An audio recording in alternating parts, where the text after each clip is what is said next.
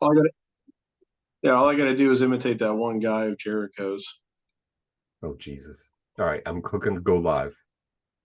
That's a Twitch.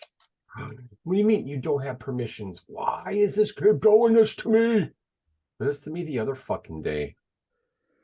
Like Twitch, you don't have permission, motherfucker. Yes, I do. I'm sorry, Joe. I'm afraid I can't do that. Listen, bro. This conversation can serve no further purpose. Oh, we're streaming. It says oh, it's redirecting us to Twitch. We are on the Twitch machine. The Twitch machine. Watch out, because here we Twitch. It's been a while, but we're back with style, so. We're the Twitch monks. We're the Twitch monks. I mean, there's three of us, so we can do Alvin, Simon, Theodore.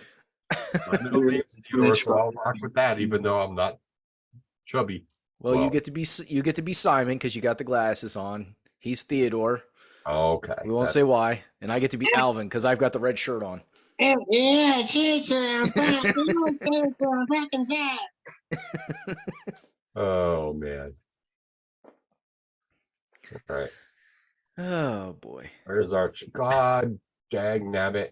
Oh, there we go. So getting used to Twitch. It's all right though. I'm getting there. Let's share this to our Facebook so our Facebook land can see what we're doing. Yeah. That's it. So they can see us. That's what that's exactly what they want to see. They want to see us. Well, I've gotten literally 0 fan mail telling me that. So it must be true. So I don't know if Joe told you. I'll start us off with a nice little story. Oh, we have story time with Jeremy. Right. Yeah, I'll tell you about my woes this weekend. My weekend woes. Your weekend woes? Yes, the weekend woes. Okay, so the segment's called what? It's the segment's called Whoa Time with Jeremy. There we go. It's Whoa Time with Jeremy. I'll start it off on a high note and bring us down. Okay, I'll start up high and I'll bring us down. Okay. So, as you guys know, I've been applying for high school basketball jobs. Oh shit, that's right. I apologize. I forgot to ask because I was preoccupied. You were dealing with family stuff. Correct. So I was lucky enough to get called by high school and for an interview, of course. Yeah, they called me and they're just like, "Yeah, we saw your resume. Good. We'll get back to you." No, they actually called me for an interview, and it was interesting. Like this was my first time interviewing for a high school job, so I wasn't sure what to expect except for, I reached out to my cousin who is a high school coach locally. And asked him, what are some tips you can give me? And he gave me, some things. So I prepared that stuff and, gave him a sample practice plan and, he reviewed it and gave me some pointers and, showed me how he develops, how he puts his together. So I kind of emulated, took a little bit from what I was doing and his and kind of made my own. But I was sitting at I had a group of people. It wasn't just like one person interviewing me. It was actually 4 people. Only one person asked the questions, but it was 4 people taking notes and, and nodding their heads and doing that. So I was like, this is kind of nerve wracking because of who it was. It was, in the interview, it was the assistant to the superintendent, the principal of the high school, the athletic director, and the president of the board. So it was a little nerve wracking. I think I did okay on my interview. It was hard to tell. Some of the faces were hard to read, especially the principal. I've never seen a principal with such a stone face. Like it was like I should say, let me put it this way. I've never been in an interview where the interviewer was like stone face. Like it was that the principal was just that kind of person. They were just, they had that, they could stare a hole right through you. You would never know if they're they don't like your answer, excited that what you're talking about. They're just, that kind of person. And it's like, wow, that's tough. and it stinks because I'm so bad with names the first time I meet people. The only person's name I could remember was the assistant to the superintendent. Her name was Jamie. That was the only person I could remember. Okay. Couldn't remember anybody else's name. I said in the athletic director, and I apologized. I cannot remember your name. I'm just first time with names. I never remember. It always takes 2 to 3 times before I remember any of his names. And he just kind of chuckled. You know, he understood. I said it doesn't help that I'm a little nervous too, but you know, I think they liked what I said. I tried to form everything around like the kind of coach that I am, the personality that I have, the way that I feel teams should be respected and how they represent the school and things of that nature. Like it really was like the kind of, you know, represented me. I didn't give answers just for the sake of this one will sound good because Yeah.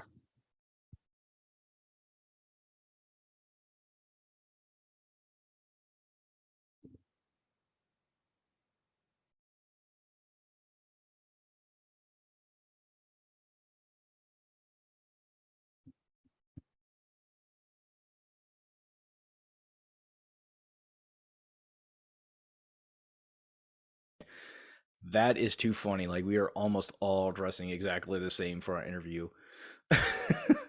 Because we all Wow. had light blue tops on. I'm like, and of course my wife's like, she's like, of course you would. They have blue. Their colors have blue in them. I'm like, yeah, but I really didn't want to be that guy. I said I really wanted to wear a different color, but I didn't have any other color shirts that fit right. I was like, I didn't like the way they fit. She's like, I know. It's fine though. I mean, it is what it is. Yeah. As long as you thought it went well. How do you, so besides the stone cold face principle, what the person that was asking you questions, like how do you feel their reaction was to your answers that you gave? They see, there was a lot of head nodding, a lot of note taking. So the other people seemed to have good reactions. Like nothing was like, oh man, I can't believe they said that. You know, it didn't That's seem like make a note that was terrible. You know, so it all seemed to be positive reactions to what I was saying. So it was funny though. The one question they asked, they asked me about my coaching style and what are my strengths, and I told them about my coaching style. I forgot to mention my strengths. So when they asked me the next question, I was like, I'm going to answer that question, but I'm also going to I'm going to also give you my strengths because I did forget that in the last question. So then I like kind of circled back to the question I forgot. They kind of like just let you forget about it too. That's kind of weird. Like, why are you doing that? And maybe it's because I did like, you know, when you're starting answering questions, like when you're answering questions in any kind of interview, you just start answering the question. You're like, okay, this is what I'd like to say. And this is, you know, and sometimes you maybe answer the second part without answering it like directly and saying, okay, my strengths are blah, blah, blah. You know, sometimes you incorporate them into the first answer, the first question, and don't even realize. And I might have did that, but, you know, I wanted to make sure I circled back and, you know, added some of my strengths in there. And I still never formulated the answer as my strengths because I think that just sounds weird. You know, I kind of preface it as, you know, I'm good with, you know, player development and stuff like that. You know, I kind of put it into that like what as my strengths. I'm gonna have to commend you. Yes. For saying that your strengths are blah blah blah. It's not many people who can say blah blah blah. So on those grounds alone, they should remember you. Yeah, but Yes, I think I do truly feel like everything went well. When you look back and you're like, oh man, I could have probably said this, and you know, would have sounded a little bit better. You know, anybody can critique their their own interview and feel like they could have said something different or better, or, you know, or left something out. I did think I did say to Jill, I was like, I probably could have left out one thing. I said they did ask, you know, do you have any assistants in mind? Wasn't prepared for that because I wasn't expecting them to ask about that. I was asked twice about that during my interviews. Yeah, and I was like, well, I said, not really anybody off the top of my head. I said, there is one person. I said, but he is currently, you know, he coached in the past. I said, currently he is a referee, I said, and you may know him, and I'm kind of gestured towards the AD. I said, you may know him. I said, it's Marlon Boone, and he kind of shook his head because, of course, Marlon knows him. And Marlon fucking knows everybody in that shit. Yeah. I said he's coached in the past. They said he was at Harrison Morton. I don't know what happened, but eventually he was asked to he was asked to step down. I said, I don't know the reason. I probably could have left that out. I could have probably just been like, yeah, he coached at Harrison Morton, left that, he was like, go, or, however I phrased it. I was like, probably gave too much. Sometimes I do that. Give too much of an answer. And the other assistant in mine is the guy who moved to North Carolina, right? No, I'm only kidding. Go ahead. Go ahead. Well, if you would have been up here, I definitely would have name dropped. And I do know other people that I would probably ask, but I just because I got caught off guard by that question, I was just like, who is? Because there's a guy named Robbie that I would like to have coach, because he's coached in the past and he would be a good assistant. But I also I was like, I'm open to having the people that did coach that were assistants last year, having them come back. They seem to have a good rapport with the athletes, from what I could tell.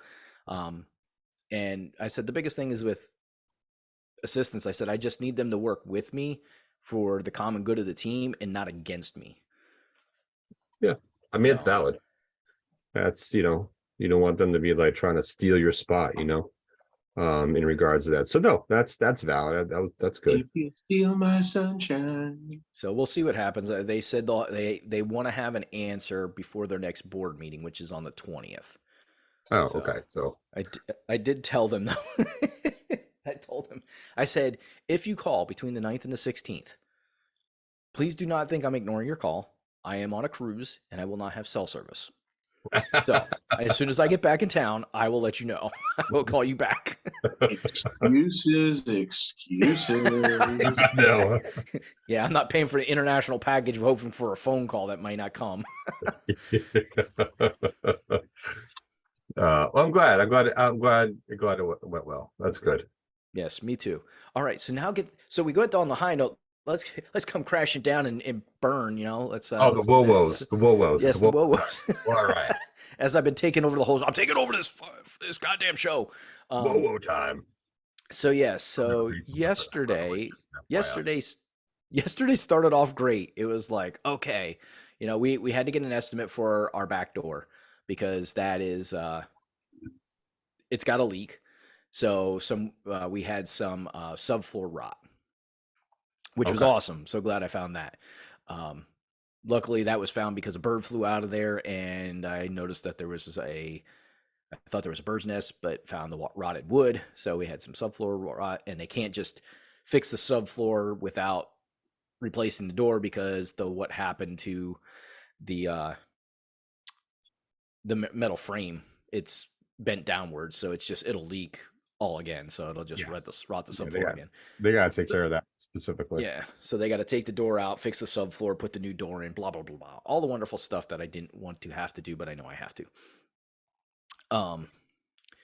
So that's that. So there's a huge chunk of money out the door. And then, we turn on our air conditioning for the first time this year, and we're like, okay, air conditioning, because it's 92 degrees in Pennsylvania. Hooray! Let's turn on the air conditioning. Well, I didn't know it, and there was 2 huge cracks in the PVC pipe that takes the water out of the house, the condensation water out of the house. Needless to say, it was leaking into the attic through the insulation and into my daughter's bedroom. Hooray! What? So, needless to say, my daughter went to go to bed last night, and she goes, "What the heck?" And she did say "what the heck." She didn't say any curse words. Thank goodness, because I would have been like, "What the heck is wrong with you?"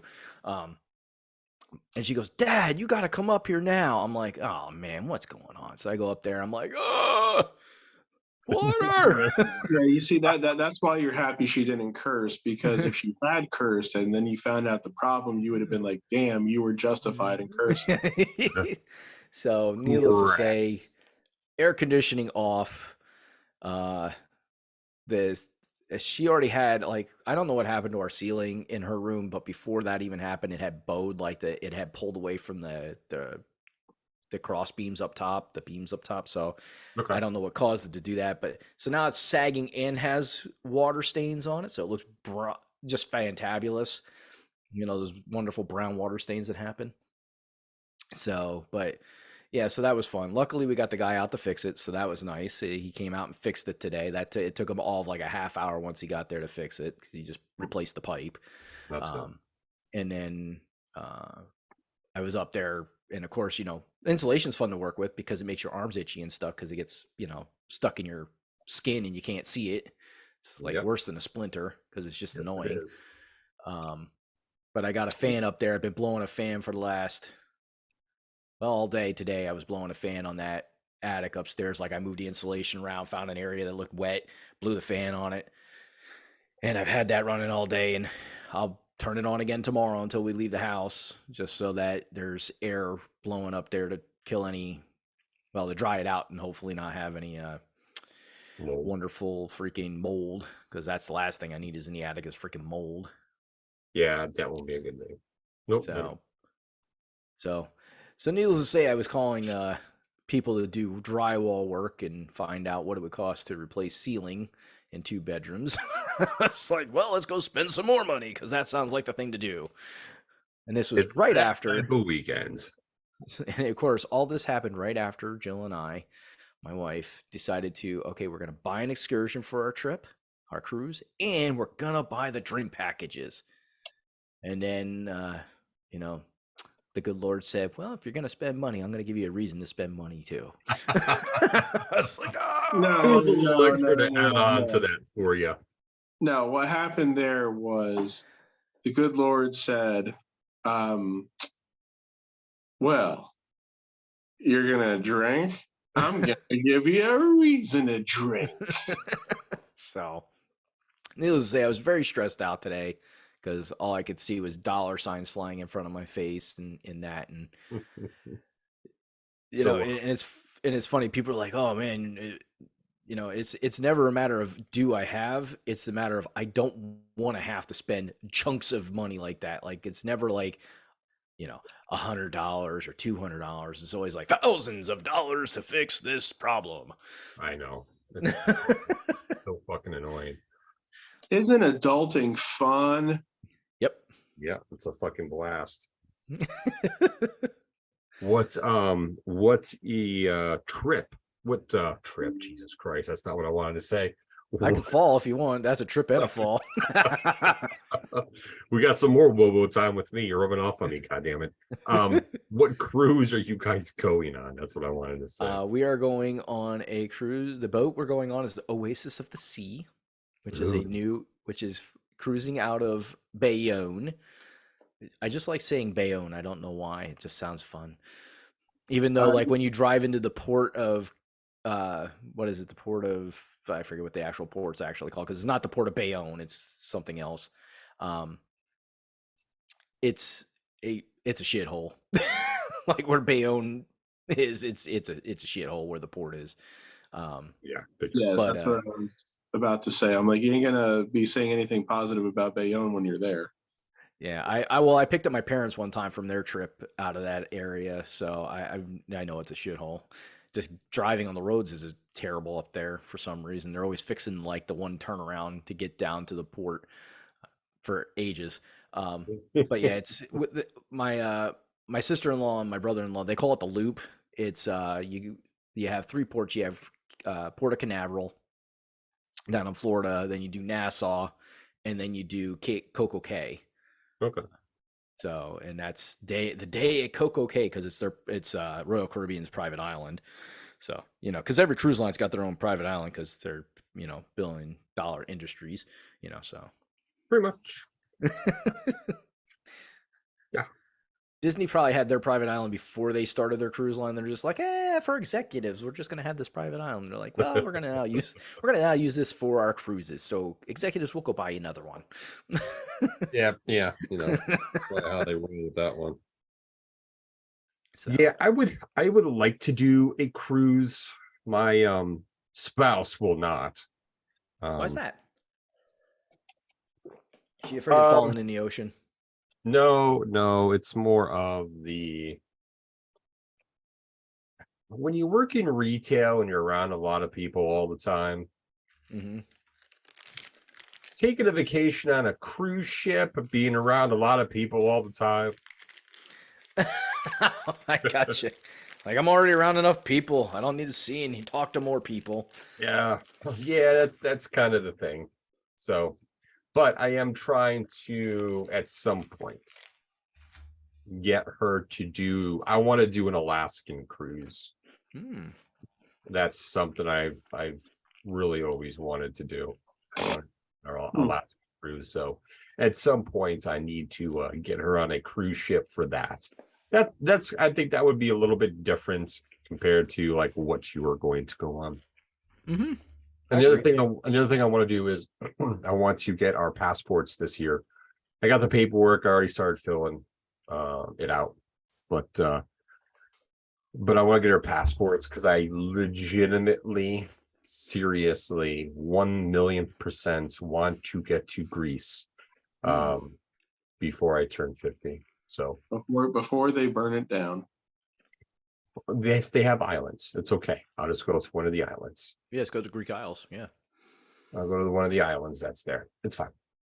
Joe wants to go see more beautiful people like himself. Correct. Conceited jackass. You set it up. I had to say it. Oh man. So for those of our fans that don't know, yes, Joe is part Greek. Yes. My mama's side. But yeah, that's what I want to do. My cousin, her and her husband went, I think it was last June, but they did something different. Like they did, I think like this, they were gone for like, I think 2 weeks. I think like the first week when they got there, they did some like trip where they were like in Rome and 2 other countries in like 5 days. And then they like finished their trip at like, they finished their trip in Greece for like 4 or 5 days, something like that. I mean, that would be kind of cool to do. It depends on the trip and how it was set up. But to be honest with you, I would just like to go to Greece for a week, maybe, in regards to that. And speaking of that, it was funny because this is how, technology hits you and your cell phones pay attention to and listen to you. Because as I was talking about that, I had gone on Facebook and what pops up, like one of the first, it was, I think the 3rd or 4th thing that was on my feed was Verbo, and it had Greece, it had Italy, it had Germany. I'm like, oh, let's see how much it costs to get a Verbo in Greece.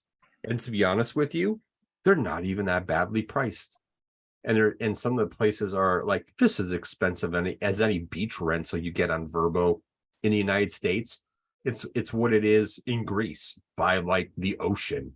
So it's kind of like it was very similar. So I'm like, hey, maybe Verbo might be an option when we go to Greece, but we will see. We will see.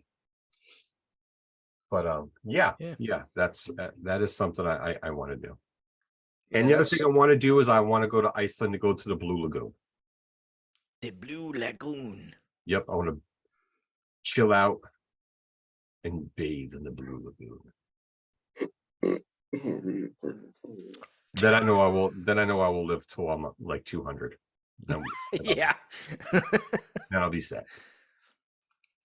I'll make sure I'll take care of all your grandchildren and great-great-grandchildren. It's fine. I'll be around. That's one thing that I want to do too. I do want to do some traveling. I want to go to, other countries, because I'm a big, like, I like castles. Like that's a big thing for me. I'm very much into, like, medieval time, like that era of castles and knights and chivalry and stuff like that, or what supposedly where chivalry started, which is I don't know about that.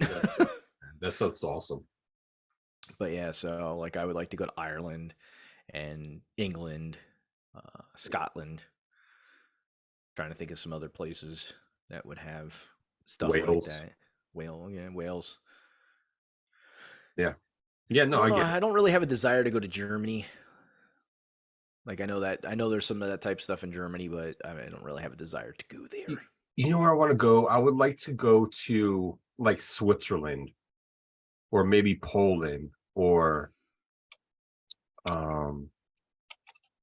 what's the other one? The Netherlands or something like that. Mhm. Finland. Yeah, there we go. Because some of those places I just mentioned usually, they always pop up every year on like the best places to live in the world. They're usually always in the top 5 or the top 10. Like some of them are like the happiest place to live, and the safest place to live. Like they're just places that always like the best places to live, and it's like based on 6 categories, and some of those countries always seem to show up every year in the top 5 and the top 10, like I said. So I want to go visit and see what those places are like. Maybe I can find a Finnish wife and a Switzerland wife, and I can have wives in all different countries. Yeah, your wife will be so happy with that. I know. She would kill me. She'd be like, uh-huh. She's like, "Are you traveling to Finland again to see that Finnish?" Finnish hooker. Finnish whore. And I'm like, just go find Brad Pitt and just you'll be fine. Just go. Bye. See you later. There's always the famous, you talk about Germany, it's like, there's a famous German castle, Neuschwanstein. Yeah. The one you see in all like the pictures and everything. Oh God. Sorry. Canada's cool too. I enjoyed my time in Toronto when I went years back. There's some other Canadian cities I heard. Yes, our neighbors to the north. Yeah, I wouldn't mind going to Canada. I've never been there. It's what the hell? I had a thought in my head and I lost the thought. Well, it'll come back to me when it's important. I'm having a thought. Okay. It's coming. It's coming. It's gone. Well, Al Pacino. My thought was coming, and then you Tracy. coughed, and then I lost my thought after you coughed because your cough scared me.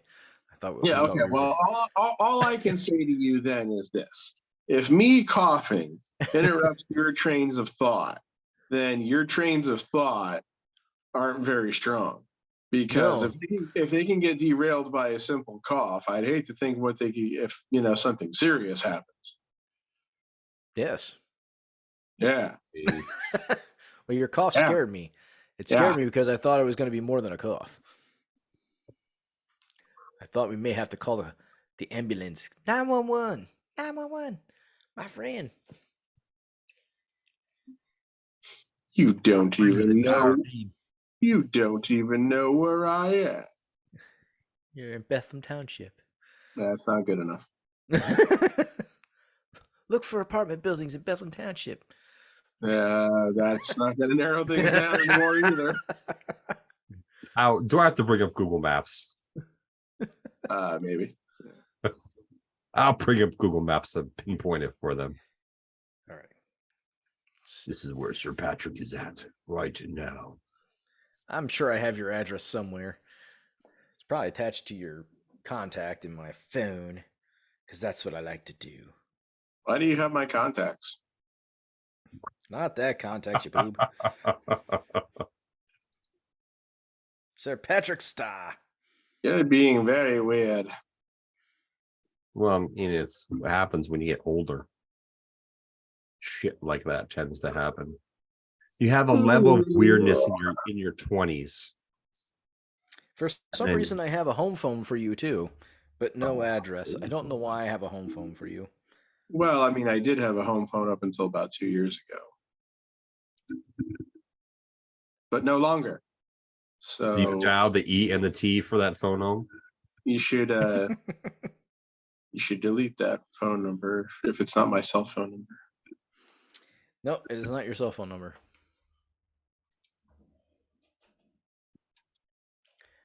According to this, there are 6 people viewing besides myself, but they're all bots. A lot of bot viewers in Twitch land. Wait, Alex, I find this quite You unacceptable, said and this. I find that quite unacceptable, and I demand they all be terminated. Well, you know, I can't believe after all the Terminators, there was still more Terminators. Like I can't even keep track of the amount of Terminator movies that have been made now. There's been so many. Uh, After the last one bombed, which was it wasn't too bad because I thought the last one was actually pretty good. I thought so. But well. after the last one bombed, I doubt you'll see another Terminator movie anytime soon. Because wasn't the last isn't in the last one? I always see like highlights of these different Terminator movies. Did they have John Connors like he was like an android style robot? Like he could. That was the that one was the second before. to last one. Yeah, Oh, that was the second to last one. See, that's the other problem because of the continuity with the movies and all that stuff. They kind of fuck themselves by changing the history too many times, and I think people are just like, "All right, we've had enough of that shit." But yet, there's other movies that are like, "Oh my god, this is so awesome." But it is what it is. So, oh man. I mean, The Rock has mended fences with Vin Diesel. I heard. So there's going to be a Hobbs movie in between before the other part 2 of Fast 10 comes out. That will kind of be a Hobbs. Well, of course, it'll be a Hobbs standalone dojo, but at the same time, we'll like lead into Fast 10 part 2. So Fast 10 part 2. Yeah. Because it couldn't be a one-parter. It should be just Fast 10 and Fast 11. Oh, well, I mean, listen. I mean, they brought somebody else back from the dead. And there's a surprise twist in the movie at the end. So, They brought another person back from the dead? Oh, of course they did. They had. I'm not surprised. Because the guy that died in Tokyo Drift, he came back to life too somehow. I never understood that. Like, he died in a car crash that exploded. I mean, they tell you in the one movie like how it happened and all that stuff, but it's one of those things. If some car exploded, doesn't mean they're dead. Now there's ones that we've seen actually die, so we know they're dead, unless they made clones and they go crazy with the clone part. But other than that, those ones. Yeah, because if they bring Paul Walker back from the dead, no, it's not Paul Walker. That would be pretty creepy. Gets mentioned. He definitely gets mentioned, but it is a weird thing because Paul Walker in the show, he marries Vin's sister and they have a kid, right? They have a kid, which I think people forget about. But it's weird because they don't really in this. Me and Nico went to see it the other day when we came back from Pennsylvania, and like they're at the table at Vin's, Dom's house, and his sister's there, and there's an empty chair there, which is supposed to represent for Paul Walker. But when the shenanigans start hitting, like, she kind of goes off and she's like, I gotta get to Brian. But it's like, what about your kid? Like, you guys had a kid, right? In the movies? Like, there's no mention, the kid's not there with them. It's like Brian's off hiding somewhere with the kid. So it's really, they don't give you a lot to go on with that. And I feel like they kind of need to give a little more details of like where Brian really is, if they're like keeping him in the story. But there is a part where like Dom's in the garage with Han, and or before they get to Han, Dom's in the garage and he's like looking at all these pictures from the previous movies and stuff like that. And it's like a memorial of Paul Walker, which is cool, but at the same time it makes you feel like, oh, like he's dead, like not just in real life, like we know he is, but it makes it seem like character's dead in the movie, but he's not. So for me, it's a little bit of a weird aspect of it. But yeah, I was gonna say if Paul Walker was back from the dead, we'd have bigger concerns than him being in this movie. Correct. Did you? Oh, speaking of people come back from dead, did you guys see the fucking? I think it's a beer commercial where there's an island and there's like Tupac, Elvis. Who else is on there? Marilyn Monroe. I'm trying to think, and they're like on this secluded island. They're all just having fun, and this ship comes by, and they're like, they say something about there's a ship coming. They start like closing everything down because they have like this little beach hut, and they're all drinking at a bar and all hanging out, and they close it down, and the one ship goes like, I think I just saw Elvis, and the other guy on the ship's like, nah, no, you're seeing things. It was kind of a funny commercial. I thought it was kind of humorous, not just me, but it was kind of humorous. I believe it was I did not see that, and that sounds a little lame. it was kind of it was kind of fun. They were playing off that, these people, people that have been always like, oh my god, they're not dead. They're really there. But it was humorous. I found it funny. I brought it up. I mean, No one liked it. Okay, let's move on. well, it doesn't make any sense because in all likelihood, Marilyn Monroe and Elvis would be dead by now anyway. Well, I mean, kind of, sort of, yeah. Well, Marilyn probably, yeah. Elvis, that could be touchy. Maybe not.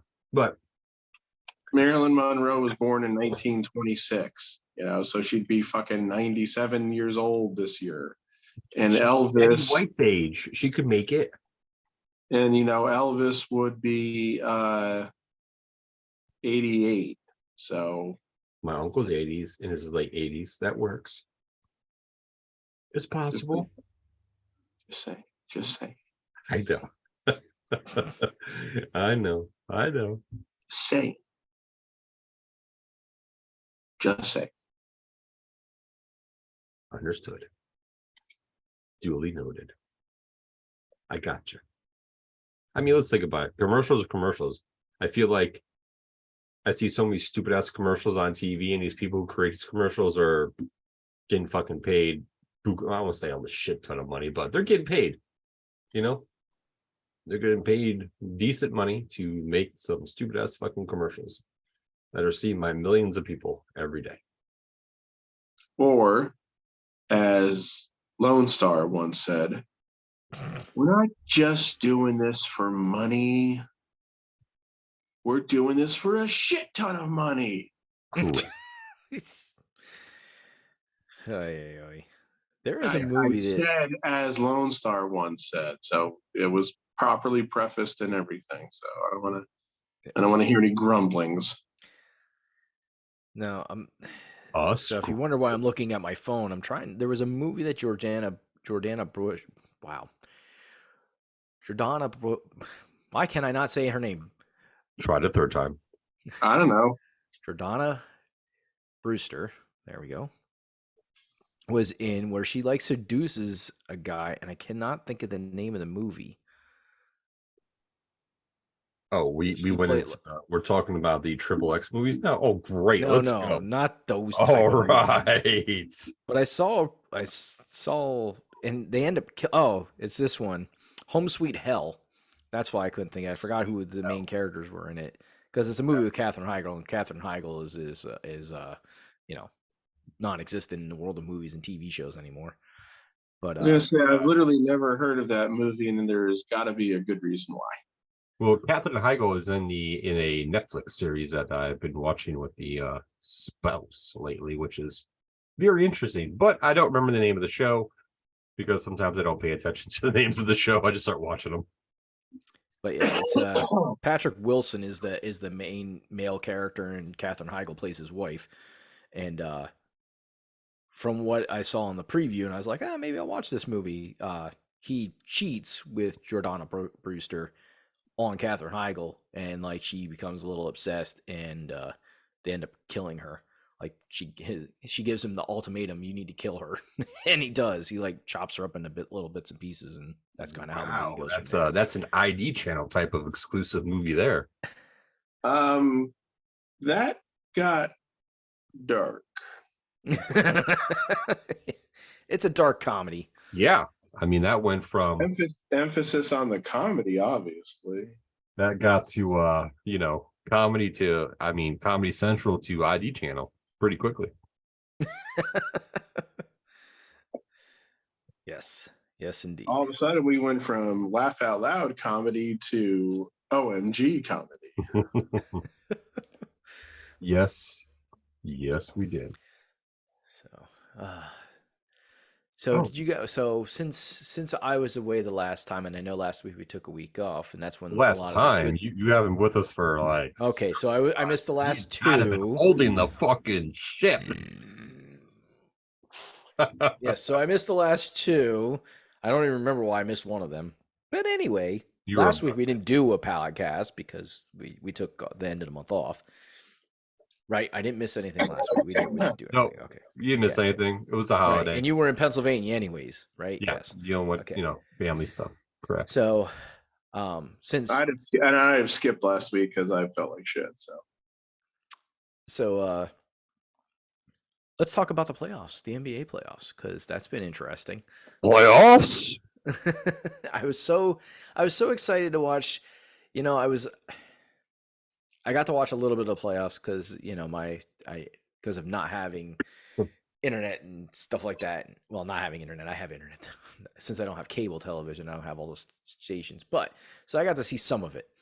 And I must say, I was very happy when the Lakers lost in 4. It was very satisfying.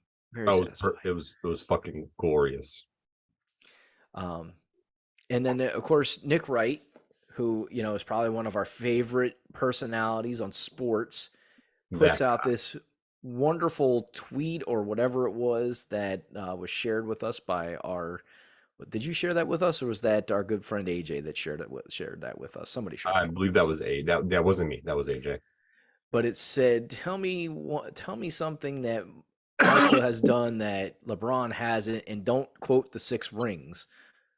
My first thought was, never got swept in the finals, in the conference finals, because that never happened. If he made the conference finals, his team at least won 1 game. Like, they never got swept. No. And then, of course, I brought the same subject up to a bunch of younger guys that I played basketball with, and they're like, "Oh God, let me hear it." And I told them, and they're like, "Yeah, but Jordan lost in the first round." I'm like, "He did." And I said, "He also got swept." Okay. No, that's not that big of a deal. And then somebody said, "Well, I'd rather go to the finals and lose than not make the finals at all." Nah, that's okay. I would rather, if I'm going to go to the finals and lose the way that LeBron has most of the time, I'd rather not go to the finals because that just makes you look bad anyways. But anyways, it was probably the most asinine thing for somebody who is supposed to be a professional sports broadcaster / personality / expert on sports to make. He's no fucking about a basketball player that most other basketball players, not expert analysts, refer to as the greatest player to ever play the game. So it's just dumb. Like, yes, of course Jordan's lost in the playoffs. There's nobody that's gone into the playoffs and never lost. Like, that's just ridiculous. Everybody loses in the playoffs. You're bound to. But all of Jordan's losses came in the beginning of his career, not once they were able to put the pieces of the puzzle together. LeBron is losing in all stages of his career when he goes into the playoffs. Yeah, so this is the first 3 years. This was brought up by some other sports people, and here's where we're going to segue into the Scottie Pippen's recent comments, which I want to bash his head off a fucking street sidewalk. I was wondering if that was going to come up. Because I just baffles the living fuck out of me in regards to that. So Jordan's first 3 years. Now, this is where a lot of people don't understand. These Bulls teams weren't great. John Paxson was on this team, some of these teams. Charles Oakley was on some of these teams. Charles Oakley was a very good player. But these teams, Reggie Theus was not thrilled that the Bulls. But Charles Oakley wasn't even known for being a Bull. He was known for being a Knick, which was after he left the Bulls. Yeah, because he was traded to the Knicks for Bill Cartwright because the Bulls needed a center and they wanted the type of center they wanted was what Bill Cartwright can give them. And then they had Jordan and they put other pieces around. So he was kind of traded. He was traded to the Knicks for him. But they wanted a center who had a weird looking jump shot. Yeah, tell me about it. But the It thing is, like, was. those Bulls teams weren't going to really win anything. Mm-mm. I mean, before Jordan got drafted, they went to the playoffs. They went to the playoffs in 80-81, and they beat the Knicks 2-0, and then lost to the Celtics 4-0. They got swept by the Celtics. Before that, they lost to in 76-77, they lost to the Trailblazers 2-1. Yeah. In the best out of three that it was at that time. But like, listen, first round, 84-85, his rookie year, they lose to the Bucks 3-1. That Bucks team was It a was good. top 5 team in the NBA and was probably the second best team in the Eastern Conference. And then they lost to the Celtics 3-0. The game where Jordan went off for 63. And then they lost again to the Celtics 3-0. And then, Right. And that was all in the first round. yeah, Like those are all first round losses. They never made it out of this first round. no, they And didn't that's make it out another thing, like, until 87, 88. right. And And that, it I believe, was real quick though, before you go into that. It makes me laugh when people say, well, Jordan couldn't get out of the first round. He needed to have Scottie Pippen to be able to get to the first round. Well, let's take a breather there for a second, because one, the NBA looked a lot different. The East was the strong side. That was where all the talent was in the dominant teams. The West was what the East not so much is now, but what the East was when LeBron started. The East was the weaker division to play in. The West was where it was strong. The West was the Lakers. Yeah, the West was the Lakers in the 80s and 90s, early 90s. So continue. So I believe, if I'm correct, Pippen and Grant were both drafted in 87. So the thing about it is, when the Bulls made it the next year, they played Cleveland. And they beat Cleveland in the first round. And in the second round, they lost to Detroit 4-1. But with that being said, let me just pull up some stats. Yeah, and that was the first year. Isn't that the first year that Detroit went and played in the finals? Wasn't that the first year they played the finals and won out of their back-to-back years? I think it was the first year they went to the finals, but they lost. So let's see. Hold on. Here we go. The 86-87 Bulls. Let's see. Who is on this team? No, that's right. Pippen was not on this team yet, but I think he was drafted after this season. This team. So here's the Bulls team that beat Cleveland in the first round, and then I lost to Detroit, I believe.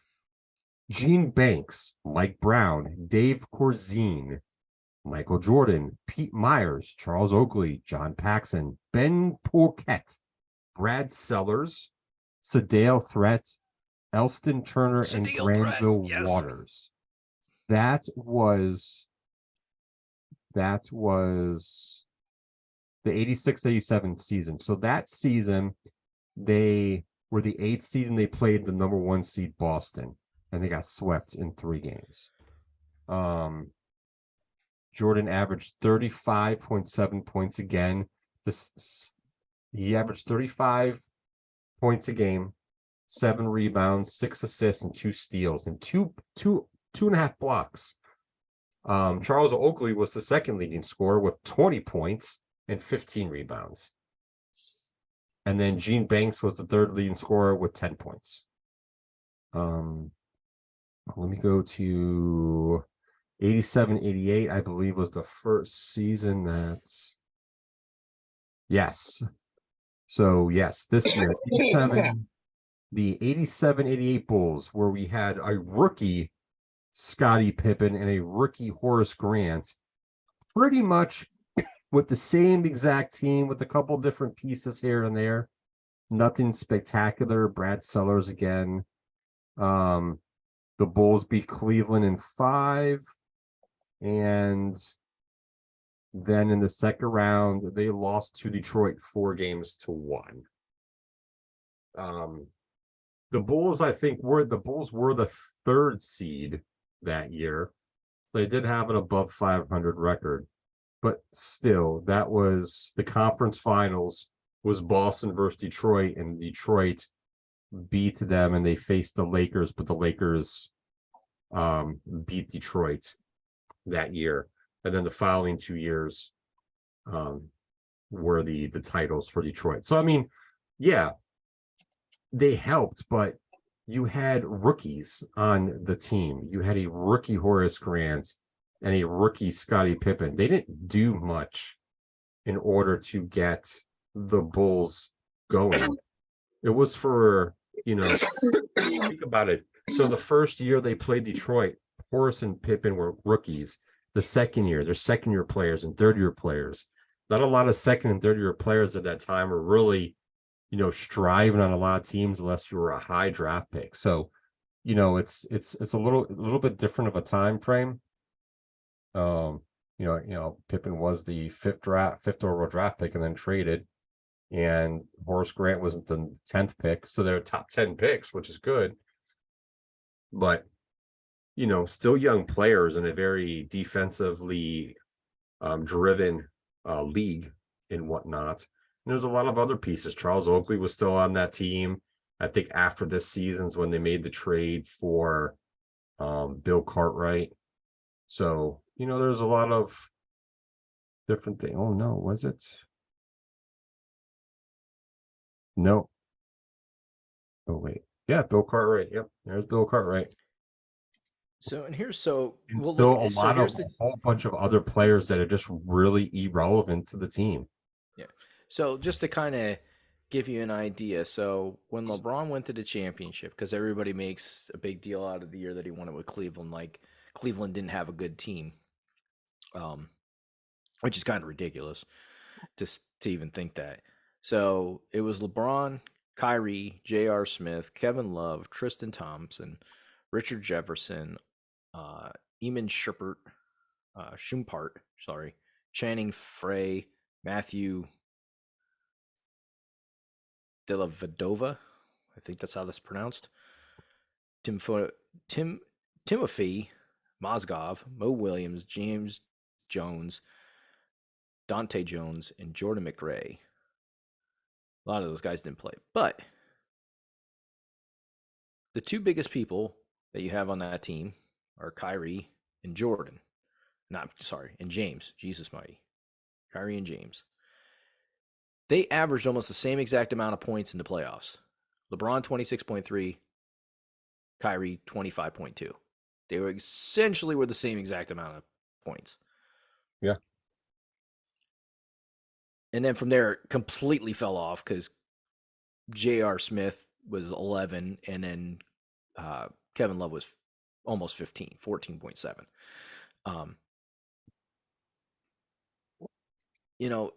People always, if it wasn't for Pippen, well, you could say the same thing for Cleveland when James won it with Cleveland. If it wasn't for Kyrie, they don't win. So yeah, it's the same thing. Because James isn't carrying the rest of that team to a complete win. Because James had an up and down series, and Kyrie was the guy holding down the ship to keep them in a lot of games. Well, yeah, I mean, if you're fouling somebody and James is in the game, you're fouling LeBron James. Because you certainly aren't sending Kevin Love or freaking Kyrie Irving to the line because those guys shot over 80%. Yep. You're sending LeBron James to the line because he shot 66% from the free throw line. And that's the other thing too is he wants to say name me one thing. Okay, free throws, defense, feared, killer instinct. That's maybe 2 words. I don't give a shit. There's a lot of things you can come up with. So it's not. It's weird. He is someone I feel like. Okay, you think LeBron's the GOAT. That's fine. That's your opinion. I'm not going to agree with you on it. But I think he is another one who loves to bring up the drama of controversy and says shit to be controversial and get fucking clicks.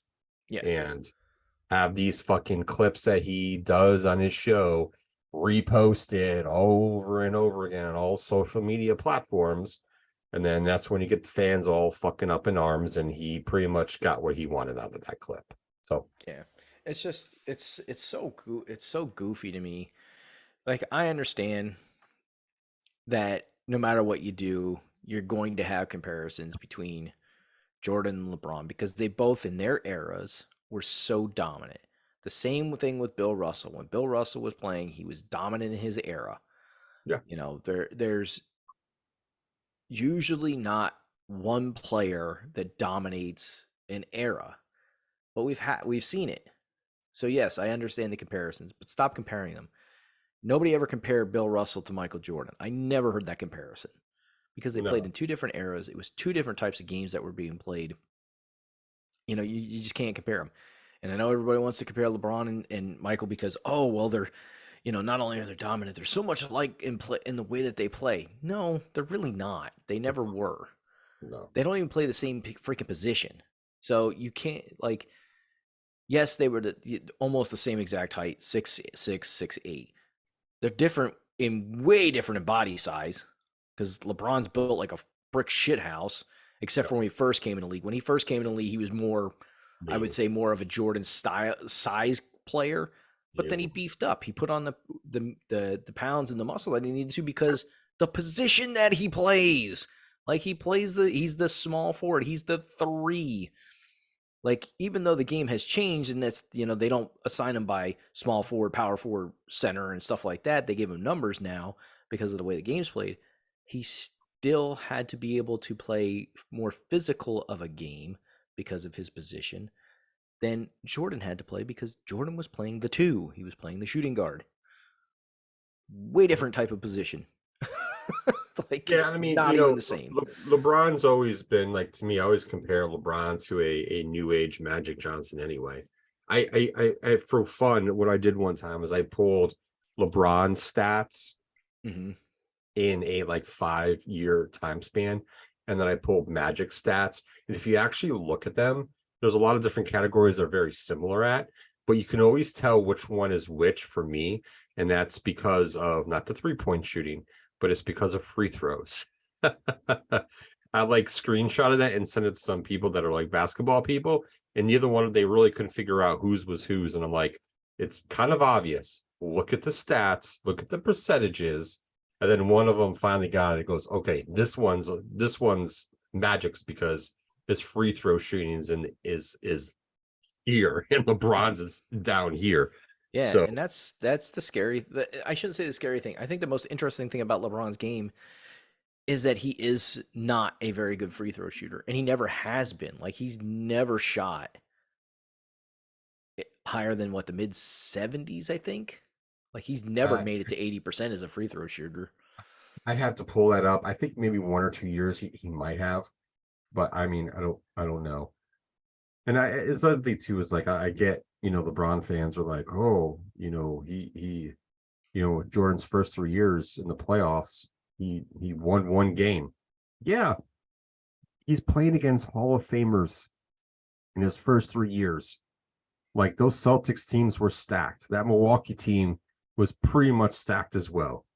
You bring a rookie in his first year, second, third year, which with players that really are not even on the same level as Boston's bench, for God's sakes, and you expect them to win. That's not how the 80s were done. Yeah, Jordan was doing crazy stuff at that time, but Well, yeah, because that's and not that's how the it other was. thing people don't realize. Like, when LeBron came in the league, there was already free agency, and I mean like legit free agency where guys could opt out of contracts and go wherever they freaking wanted to, as long as there was cap room and it didn't, you know, there was no legalities broken and stuff like that.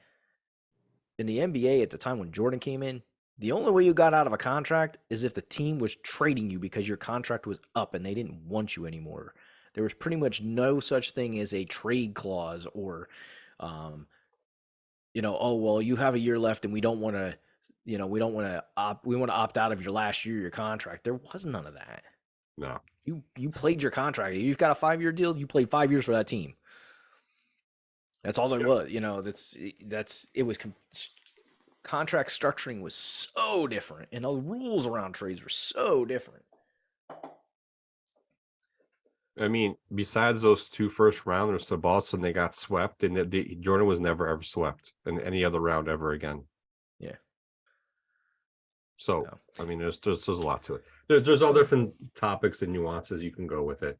I mean, I understand, I get it, but it's just, I just feel like this topic of LeBron versus Jordan is gone so deep at this point, where like everyone's pulling out every single stat they can, this, that, and the next thing, and you know, at the end of the day, you base your greatest of all time. You got to have multiple categories to do it, but at the end of the day, there should be certain categories that kind of you want to put stats or basketball's version of war on there, and titles and trophies for this, that, and the next thing that all the NBA has, and let's line all that up and see who's gotten more and this, that, and the next thing. But you know, Jordan's defense has always been more superior than LeBron's defense. LeBron's situational defense, his free throws is better. I could care less about the 3-point shooting. Jordan shot, you know, I think he was in the 30s. Wasn't great, but it wasn't bad Jordan either. shot the league average when he was in the NBA.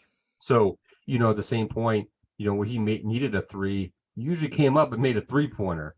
And the other thing too is, and here's one of the things that Magic has said, and Shaq has said, and several other players have also said, you know, the Utah Jazz won't say this because, you know, they don't want to, but there's a lot of players where, you know, teams where, you know, you circled the Bulls and you got extra rest because you knew who you were playing.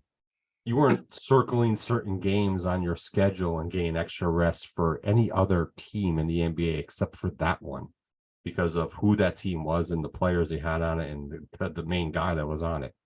Yeah. And when people say Jordan was feared, he was. By 95% of the league feared that man. He wasn't, you know, he would take Magic Johnson or Charles Barkley out and play golf, but at the end of the day, once you step on the court, I'll fucking run you over. I don't give a shit. Yeah. You Well, know, and it's evident how Kobe was like that too. copied that too. I mean, I just watched the Redeem Team documentary on Netflix, and I thought it was fucking awesome how he just plowed through Paul Gasol in the fucking in the one game for the Olympics. You know, Yeah, and some of the stuff Paul they didn't did. take any offense to it. He knew the kind No. of player that Kobe No. was. He I knew mean, it he was wasn't gonna happen. expecting that, but he wasn't, you know, going to do anything about it because he knows Kobe plays for keeps. Yeah. And that's, if you want to be a champion, you know, there's different ways to go about it, but that was their mentality about going about it.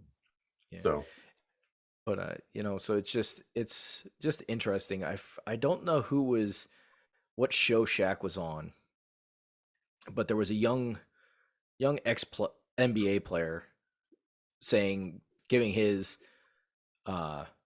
reason why LeBron was the GOAT, and this is the last thing I'll talk about it. And Shaq like just started like laughing under his breath and shaking his head. And he goes, "You're not going to throw Kobe and Jordan in there?" He's like, "You're going to step over Kobe?" He's like, "I'm going to step over Kobe for now, and I'll make a case, and you could throw Jordan in there." Like he was kind of dismissing both those guys. And now you're talking about Shaq, who played against Jordan in the beginning of his career, played with Kobe, and played with LeBron. Who do you think has more info about the kind of players that these guys were, and who was feared and who was not, and who you didn't have, and who you had to maybe pay special attention to, and who you didn't have to? Like, I think Shaq's going to be a little bit more of an expert in that field of who probably the greatest player is, considering he's played with all three of them in some shape or form. Yeah. Not you, who? Oh, I think the guy played with LeBron. I think it was. yeah, I think I know which one. I think I've seen some of that one. Yeah, that guy had definitely played with LeBron at that time. I'm just like, you got to be kidding me. And Shaq, of course, Shaq did the old just answer me this question: how many has Jordan got? And he's like, how many has LeBron got? Case closed. That's all he could say. Like he didn't want to say anything else. He was like, that's all, that was his only thing that he put in there. But yeah, it's just like, wow, like you're gonna do him dirty like that. And listen, the Especially like longevity Kobe. and yeah, I hate when Kobe gets left out of conversations, to be honest. And great for him. LeBron's been able to stay relatively healthy for his career to have the longevity he has. There's going to be other players that are currently playing or will be probably coming into the NBA that will play just as long as him. So let's see what kind of records they break or get close to, as their time comes. It's just, yeah, I'm not a big fan of the whole record breaking thing now. I don't want to say it's easier now, but it has become easier for athletes to stay healthy. Majority of them. Well, have longer careers, absolutely. And the only reason these guys want to have longer careers is because it's more beneficial to their wallet. It's not because most of them, and I'll say most because it's a higher percentage of people that are playing for the money than the love of the game. There are NBA players that do play for the love of the game. And the paycheck is just the residual, the after effect of them playing. But that's the minority of the players. That is not the majority of the players. The majority of the players are playing for that paycheck, and they're good enough to be in the NBA, and that's fine. Do their thing, and that's fine if that's why you're in it, and that's why it's good for those players that are playing for the paycheck to be able to have longer careers. Have better trainers, better nutritionists. These things, load management helps a lot with that. All these things are great for these players. So records being shattered by today's players doesn't surprise me. And I take it with a grain of salt, because if you're able to play for 20 years, most NBA players didn't play that long. If they got 15 years, some of them, that was good, because most guys were retired by 35. And they played 4 years of college, a lot of them, 3 to 4 years of college before they could come out and play. That's the other aspect of it too. A lot of these guys now are starting at 19, 20 after their first year. Yeah, one and dones and all that stuff. So, well, yeah, and it's funny because I've been reading John Calipari's book, and he's been, like, how do I want to put it? He's been the what is the word I'm looking for? I can't think of the word I'm looking for, but they dubbed him like the king of the one and done. And it's not really him. He's just been, as he always puts it, I've been lucky enough or, done well with my recruiting and been able to prepare guys for the next level. And that's what he prides himself on, being a coach that really prepares because of being a coach in the NBA. Whether I think he was an assistant for the Sixers. Or was it the Nets at the time? He actually was a head coach for a short period of time too. But the fact that he knows what the NBA is looking for, he's been lucky enough when he recruits, he knows what he wants, and then he's able to prepare guys that want to go to the NBA. He knows most guys want to hit the NBA, so he does what he needs to prepare them. And he's done a good job. That's why he's successful. He can't help it that he's that kind of coach. He's one in a, he's just one of those coaches. There's not a lot of coaches like him in the NCAA, in the college ranks. So, the fact that he can do that gets him dubbed that, and he hates that fact that he's dubbed that, but he is, just because of what he's able to do. I forgot, I didn't realize, because I don't watch a lot of college basketball and know the names of the guys, but I didn't realize he had so many high profile players come through his teams. A lot. Marcus Teague, John Wall, Anthony Davis, DeMarcus Cousins. Yep. He's just had a lot of big name NBA players, even if they didn't end up being like the man on their teams. Most people know the names of these guys. Derrick Rose is another one when he coached that Memphis. Yeah, when he coached at Memphis, Derrick Rose. And a lot of guys, I think there was one guy when I was early in the book that I was reading, he's like, he was going to come to play for me in Memphis, and then when he heard I got the job at Kentucky, he's like, he came to Kentucky for me, because he really wanted to play for John, you know. So he made his intentions that he was going to Memphis, and as soon as Calipari wasn't there anymore, he was like, "Oh, going to Kentucky." Of course, there's those players that do that, which is good. I mean, it's showing commitment from the players. But he's not what I like about Calipari is he's not above being having humility. Like, he knows he messed up in his recruiting after his, what was it, the 2011-12 season, or was it the 12-13? It was the 11-12 season where they won the championship, right? One of the years, yeah. But he knows he messed up in the recruiting for the following year because he always talks about how he has these conversations with the players. Are you going to go pro? Are you going to come back another year? Where's your mind? What do you want to do? And he gives him his opinion, what he thinks best for him, but he ultimately, whatever the player wants to do, that's where he's going to go, and he's going to do everything he can to make that person successful, especially if they want to go to the NBA. He works with them and does, pro camps and stuff like that. And there was one guy, I forget what his name was, that he was expecting to come back and ended up declaring for the NBA. Because I guess the kid hadn't made up a mind, and he had done some recruiting based on the thought that this kid was coming back. Yeah. And I think it was Marcus Teague. I think that's who it was. And okay. He's like, I know I messed up. He says it right in his book. He's like, I could have recruited different, but I had the thought that this person was coming back, and they didn't. So I didn't have, the front court or the leadership that I thought I was going to have. So I had certain freshmen that weren't ready for that job, and one kid got injured because it was the year that he had Noel Nowens. Boy, terrible with the names today. Nerlens Noel. Yes. That's the guy's name. I hated him as a Sixer. Terrible player as a Sixer. So bad. He was one player from Kentucky that should have stayed another year. Yes. He definitely...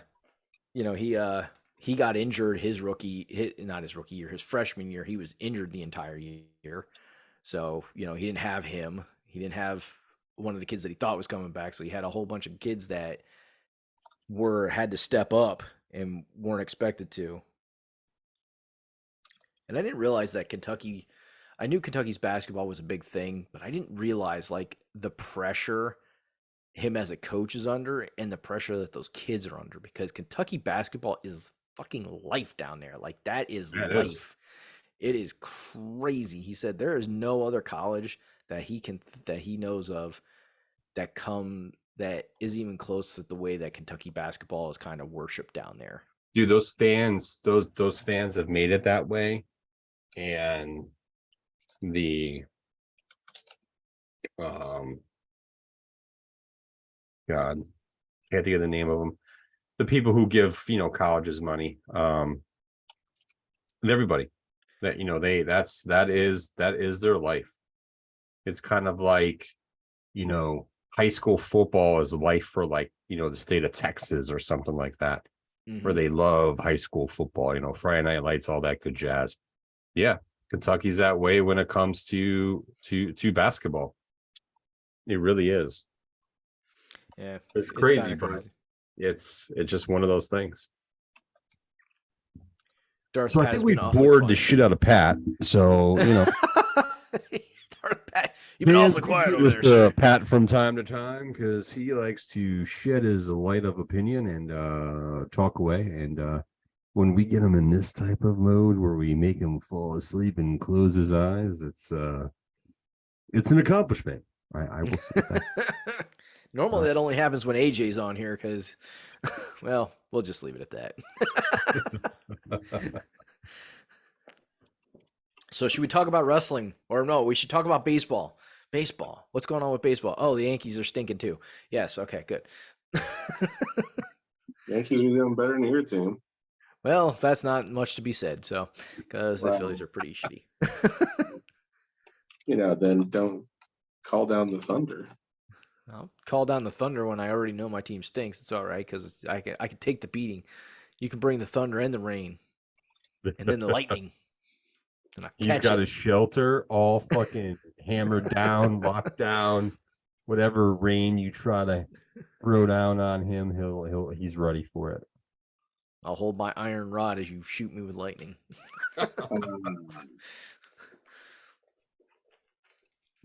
Because I'm electric, baby. He's inviting you with the rod, holding the rod out to shoot him with lightning. Maybe that'll jolt his team into winning some games. Yeah, I don't think there's anything that can jolt that team right now. They just gotta figure it out. I haven't heard anything good from any of the radio shows. Like everything's just not going right for that team right now. Their two top pitchers are just not pitching well, and they only get bats randomly. And you know, the guy, that shortstop that they got from the Dodgers, who was supposed to be so good, can't hit freaking worth a lick. So that's awesome. Yeah. You know, one of my teams is still, on the, developing young players and sprinkling in veterans, which the veterans have been good. And then you have the other team who have higher expectations and have certain players injured and keep shitting the bed. So spectacular. Bring it on, football, God damn it. Let's bring it on. Baseball's off to a great start for everybody. Listen, I'm just excited. They had the updated cap, salary cap estimates or numbers that were excuse me. That were recalculated for the NFL, and the Bears are still at the top of the list with the most salary cap after free agency. Nice. And I'm like, oh, we can go sign somebody else. Let's get a defensive player. Thank you.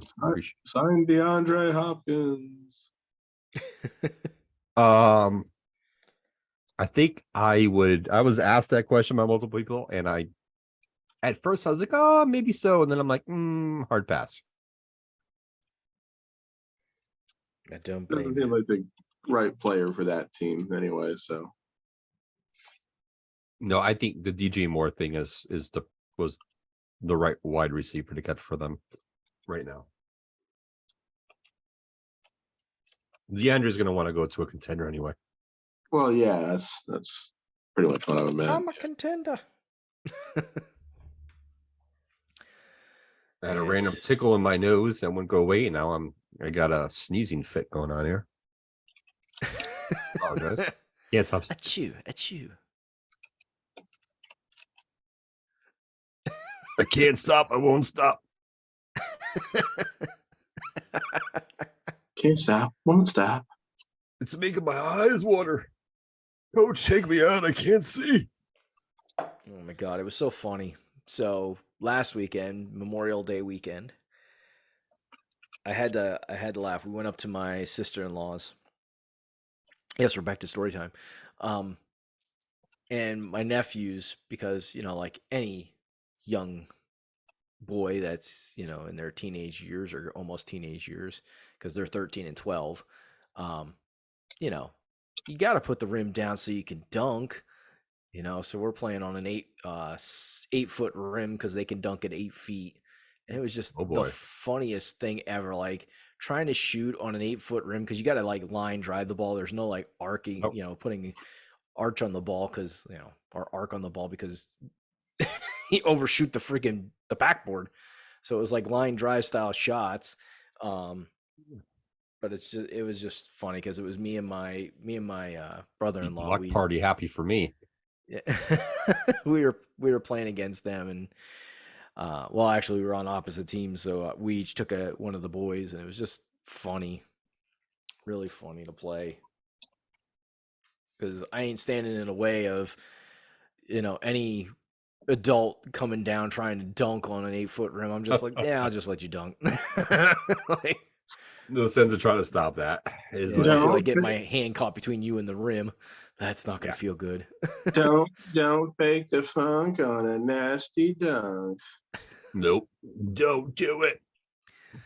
And then of course my wife, she's like, "Is there fireworks this year?" And all I can think about is last year when we did fireworks, it did not end well. I don't think we're gonna do fireworks because one of the things fell over and started shooting all over the place. Oh, that sucks. Woo! Yeah. Needless to say- You get a firework. You get a firework. Everyone gets a firework tonight. Yeah, I just remember kids run, run. All like getting the little kids to run like to the other side of the house. Oh, And we're that's like, too oh my funny. God, is everybody okay? My nephew Nate, he's like, one went right past my head. It's like, oh Jesus. That's funny. So yeah, we did sparklers. That was the extent of the fireworks. Oh, Sparklers. he is sparklers. She got the glow sticks out. I had a real party then. And of course, my son, he's like swinging his arm as fast as he can in a circle. I'm like, oh my God, this thing's gonna fly out of his hand, hit somebody in the head, burn a hole in their skull. Like, here we go. Burn a hole in your skull. Like, you know how hot those sparklers get when they freaking yeah. burn like freaking lava. But I was just like, oh boy. Yes. Either that, he was gonna smack himself in the leg or something with it and singe his leg. Oh my god. My son, the nut. But he did learn how to. He taught him. He was learning how to skateboard. Oh boy. He was trying to do tricks on a scooter. He was playing basketball. Like, that boy didn't stop from the time that he got there, which we got there, I think, right around noon-ish, until we left at like 9:30. He didn't stop. Like, he was go, go, go, go. It was crazy. Crazy, crazy, crazy. He's active. Oh yeah. Oh, Pat just chugged that can. I saw you. It was You even got to lean back into it. almost empty. That's why I had to leave. Trying to get every little last drop. drop. Those drops that are always stuck at the bottom of the can. I'm gonna get that last drop, damn it. Well, you can't waste. No, you never waste your alcohol. Never. Oh, Never. Never, ever, ever, ever. Nope. So who's Patrick. playing in the Stanley Cup playoffs, by the way? It is the Florida Panthers versus the Las Vegas Knights, and I am rooting for Las Vegas. No, they're not called the Las Vegas Knights. They're the Vegas Golden Knights. Get it straight. Okay, Las Vegas Golden Knights. No, not even Las Vegas. They're just called Vegas. It's not Vegas unless you have the loss. Well, you tell them then. I will. Because I will. We're their official processor, so I'll send them a Yeah, letter it's- tomorrow. it's the Florida Panthers who sucked in the regular season, barely made the fucking playoffs, and then went on this amazing ass run through the playoffs. They beat, the Bruins, who were fucking unbeatable in the regular season, and then through the rest of the Eastern Conference playoffs, and they're playing the Vegas Golden Knights, who were the best team record-wise in the Western Conference. And Vegas just won game one. Yes, I want Vegas to win that fucking series. Yeah. Yeah. Yeah, Vegas won 5-2 in game one tonight. Good. Good for them. So let's keep it rolling there, Vegas. So we got Miami losing. So right now, both Western teams are winning. Las Vegas and the Nuggets are in Yep. the playoffs winning. And that's the way it Okay. needs to stay. Yeah. He said nugget. I'll give you a nugget. Like I said, I really want Jokic to get it because as much of a Sixers fan as I am, I don't believe that Joel Embiid was the MVP this year. I mean, I see where you're coming from. I mean, on the flip side, I can see the pros, the pros and cons to him winning the MVP. I can see where some say yes, some say no. I'm on the fence about it. I'm not 100% sure where I fall if he deserved it or not. I mean, he won it. It is what it is. He won. Yeah. I'm I'm not upset that he won it. I just I don't know if I would have put him at the most important player in the league for their team. Yeah, MVP of the league. You know, they're gonna be talking debate about that, between him and Jokic. So no, I know Jamal Murray is one of those younger guys. I pay attention to the majority of the young kids because I want to see like who's going to come out and be like the next superstar. And some have taken the right path, and then others, like one specific person who's probably going to be suspended for the first month of the NBA season coming up. Who If can't he's Ja Morant. the man who if, can't get out of his way, and the man if who he's has lucky. as parents that are not helping their son. That's another topic for another day we can get into. But Jamal Murray is one of those kids who's is playing well. He had injury to the ACL and whatnot, so this is time he's showing his I don't want to say full potential, but he's showing pretty much almost all of it. Yeah. And it's fun to watch that team. Like, I'm not gonna lie, all the NBA games I watched this year, that I've stayed up late several nights to watch Denver and Sacramento too. Sacramento was that other team that came out of nowhere. It was playing very well. Try to watch as much games from those two teams as possible because, Aaron Gordon was a good pickup.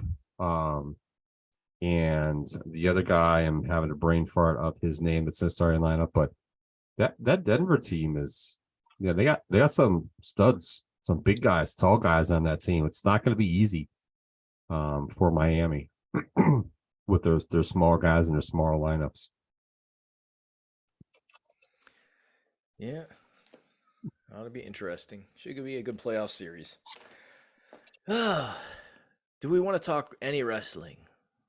Because I haven't been paying attention because I'm just having a hard time watching it. Ever since WrestleMania. So, the biggest thing here is let me pull up my text message. Let's bring up the text message group. Oh yes, you sent a lovely text message. Yeah, that our good friend AJ said. I agree with all of that. Yeah, so currently, right now, like not talking about the current shows and if the show is good or not, so on and so on. Let's talk about some future endeavors here. AEW getting a third show. Okay, fine. Saturday night, 2 hours. Tony Khan has specifically said that he isn't really doing a true brand split, and he hasn't really said what he's going to do to leave the public guessing. Which, okay, that's fine. So I guess he definitely likes the internet trolls, throwing shit up on the dirt sheets, because it gets people talking about AEW, which I understand from that aspect.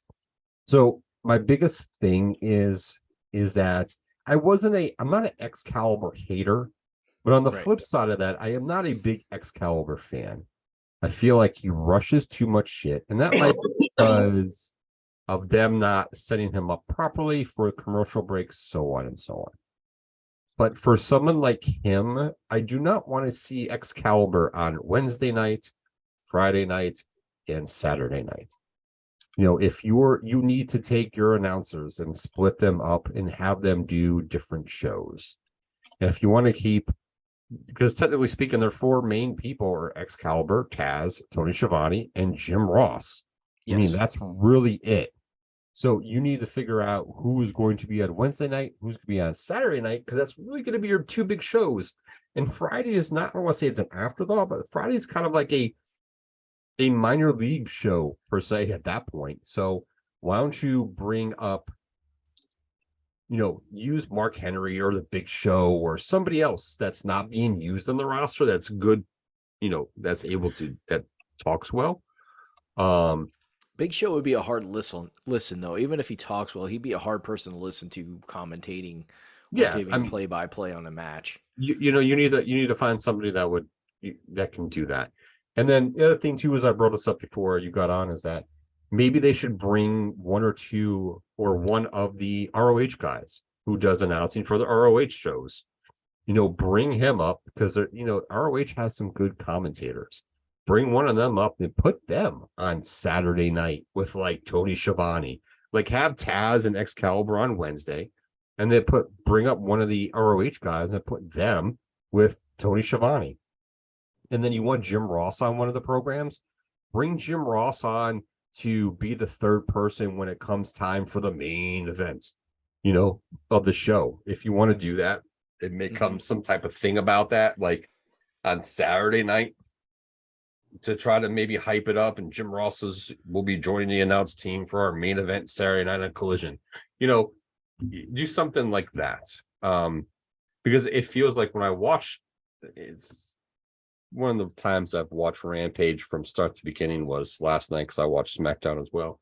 But it just seemed like there was 4 title matches, and not one of those titles was really an AEW title. It was like a AAA title, a New Japan title, an ROH title. So they were showing other titles from like their secondary promotion ROH, and then promoting titles from partnerships with the other promotions that they're in good standing with. And they're going to do that. That's fine. Use some of your younger AEW talent that's not really on TV a lot, and give them the opportunities to wrestle these guys, to get experience, be on TV. But I think, if you're going to go to like 2 main shows and then have an hour show, use that hour show for that. And let's divvy up the 2 main shows in a specific way.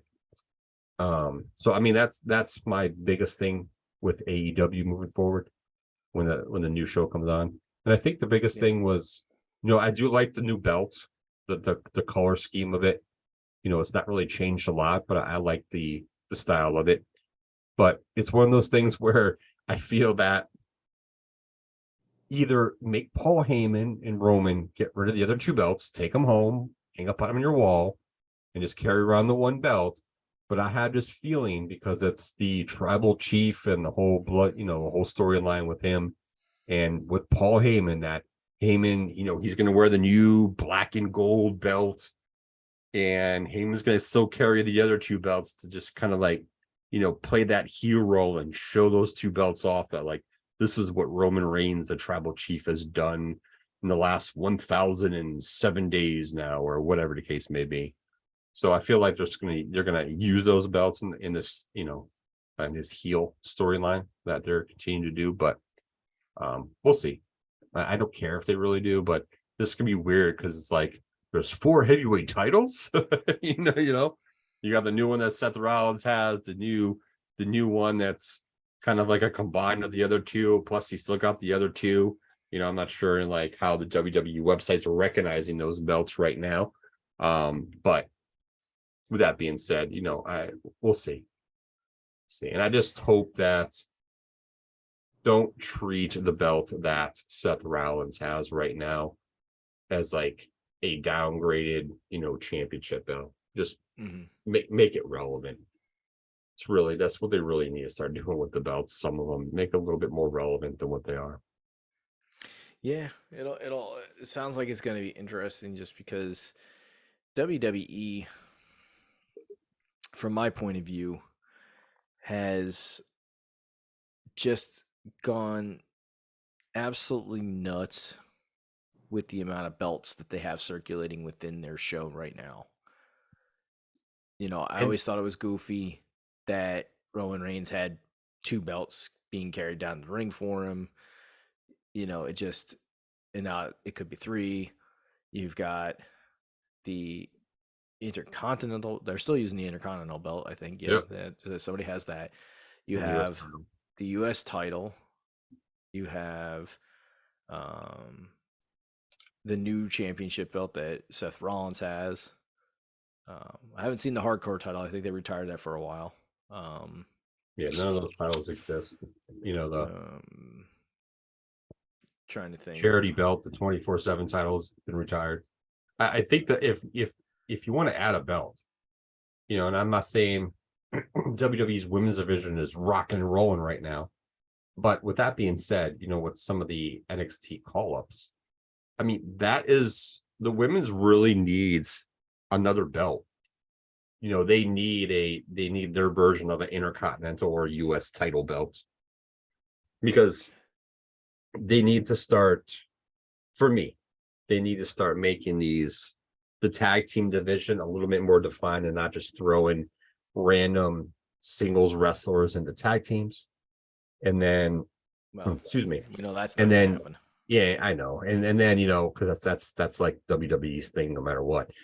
And then you need to have another title besides the two. I mean, you got two women's titles, but in that aspect, I think they should, one, rebrand, rename the women's titles, and then two, add another mid-card title or a secondary title like the US or Intercontinental title, just to give something more for some of the mid-card females that really are not doing much, and give them a little bit more time or showcase them, whatever the case may be. But yeah, I mean, because for me, like, what I always liked the Intercontinental Champion and the Heavyweight Champion, when it was just like those two were the two main belts, the Intercontinental and the Heavyweight Champion. I always liked when they would do the storyline where the Intercontinental Champion thought he was as good as the Heavyweight Champion. Like, Yeah. they didn't do it a lot, but they did it every so often. And they would build that up as maybe the Intercontinental Champion can beat the big champ, and they do title for title, title for title matches. Those I always thought were interesting, and I think it's a good way to build your middle of the road, the people that you don't want fighting for the heavyweight championship, because we know in WWE still need more there time. there is a huge plethora of people that they are never going to push for the heavyweight champion. If they're in the heavyweight championship picture, it's because they're part of a tournament and they're going to be the loser in that tournament in the first round or second round. They're never making it to that final championship because that's the person that's in that tournament, to fight for the title. Like, there's that one person, this person's probably going to be in the title bout. So it allows those mid-card people that are going to be stuck there to give them more airtime, because they're good. They're just not what the WWE sees as championship material for the heavyweight championship, but it gives them airtime. It gets them to be part of something that's meaningful to the fan base, that they have. So I just think it's a smart thing to do for the women's, because they have so many women now. Yeah. That they don't want wrestling for the championship, because really the way that I look at the women, they've got on SmackDown, because I think that's who Rhea Ripley has the SmackDown one. On So Raw. what's that? On Raw. She has the SmackDown one on Raw. Yes. Yes. Oh yeah, because of and that's why they need to rebrand those titles. Not they can't be Raw and SmackDown titles anymore. Like, you can't do a draft and take the SmackDown champ and then move them to Raw, and then vice versa. And we can't have like we had last year with Charlotte and Becky swapping belts and that fiasco. I mean, you just need to rebrand them and give them different names, so that when we're doing a draft, wherever they get drafted, they go, and it's whatever name you want to give the titles, but not this Raw and SmackDown. I think that's kind of run its course to me. Personally, that's run its course in regards to that. right. And the tag belts too are the same thing. I don't want to see the Raw tag team titles or the SmackDown tag team titles. Just rebrand them too. Give them each like a tag team rebrand. So then when they're finally separated at some point, that if they're drafted and they're swapped from places, then it's not really that big of a deal. Right. But like with the women's, I mean, the point that I was getting to is you're only going to see certain women ever fight for the heavyweight title. Oh yeah. There's very few women It's that a they handful. want to put that they want to put the heavyweight title. Rhea Ripley, Bianca, Charlotte, Becky, I mean, Asuka just won it, so Asuka. Asuka, Bailey, maybe Bailey. I don't know. I feel like they've been kind of crapping on Bailey. Like, she hasn't really been winning. She's been losing everything. And that's really all I can think of off the top of my head that they're really going to put in the championship picture. Ronda, maybe. Yeah, maybe Ronda. Ronda could be back in that. But I mean, I would have said Alexa Bliss, but she's not going to be around. She's having a baby, from what I understand. So I know Joe's dreams are crushed. So like, you can't even put her in the picture because by the time she comes back, if she comes back, I imagine she probably will. But you know, you're talking probably a good year plus. You know, so you know, it's they just like with the men's. They've delegated it to this handful of people that they want to have in the championship picture, and that's it. So give them something else to do. Make it interesting for the fans because the fans want to see the other wrestlers, the female wrestlers and the male wrestlers. They want to see them. They're not going to see them and have any relevance if they're not fighting for something, because not everybody gets to fight for the heavyweight championship. It's just the way it is. Yeah. No, absolutely. And don't give us the 205 live championship. Don't give me that jack off championship. That's just fucking stupid. Yeah, that was special. Because we knew it was never going to last. No. Because they don't care in the WWE. They do not care about the tiny guys. Okay, they don't care about the high cruiserweights in that manner. Yeah. So no, definitely not. Don't ever bring back a cruiserweight title because we know it ain't going to last more than 6 months. No, probably not even that much anymore. So, hey, listen, give a shout out to Omos. He got married the other day. Oh, I had a good joke until you said he got married, because it could have been like, oh, he almost got married. Yeah, it was too late. Yeah, he I saw it on social media, and his wife comes up to like his stomach. I mean, it's hard to find a woman that's going to be tall enough that it looks like he's what normal-ish. You know what I mean? Like she was standing next to him in her wedding dress, and they took a wedding picture with like two friends, and she's like up, like as tall as up to like the middle of his stomach or something like that. It's crazy. She's a very attractive woman too. He did good. He's an attractive female. He must be a really nice guy. I've heard really, honestly, like I hear that he legitimately is. You know, like outside, and maybe that's the problem. Maybe that's why he can't be a good heel. Maybe that's his problem, why he can't be a good heel, because he's just legitimately a nice guy and he can't pull off the mean, menacing person. You know, well, you're 7'3", you're a giant. You got to be. But I'm really nice. I can't be. I don't know what his voice sounds like, but I'm sure. For some people, I wouldn't be surprised at it. You know, it's challenging for some people to do that. And some people can just, flip the switch. But like Great Khali, I never felt Khali was menacing either. For as big as he was, like I never felt like he was a menacing, scary guy. Yeah, and the thing about Great Khali was he was not a very agile big guy too. So him not being very agile didn't make him. I didn't really see him as a menacing figure. You know who's agile for a big guy? Darth Pat. Oh, he is.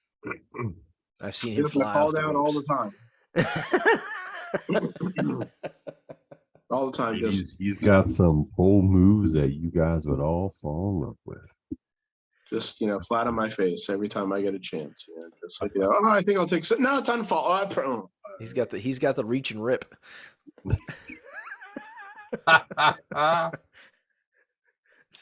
It's where you do a reach around and then you fall down. When he falls between your legs.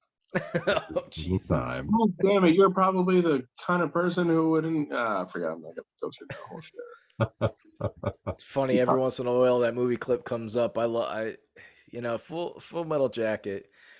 It's one of those movies like that time where that whole part where they're in basic training in the Marines.